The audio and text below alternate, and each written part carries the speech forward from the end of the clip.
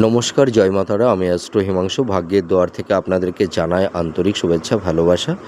আজ আমি যে প্রেডিকশানটি করতে চলেছি, জাতকেরা হলে ডান হাতটিকে দেখুন এবং জাতিকারা হলে বাঁ হাতটিকে দেখুন।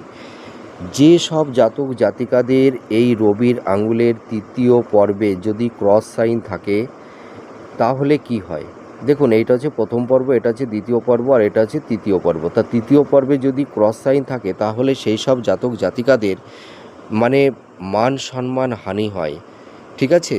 অপবাদ, অপযশ এদেরকে বিনা কারণে পেতে হয় এবং এরা অন্যায় না করেও অনেক সময় এদের মিথ্যা বদনামের ভাগীদার হতে হয়। এমনকি এদের একটা জিনিস লক্ষ্য করবেন, অনেক সময় অন্যায় না করেও দোষী সাব্যস্ত হতে হয় এই সব জাতক জাতিকাদের।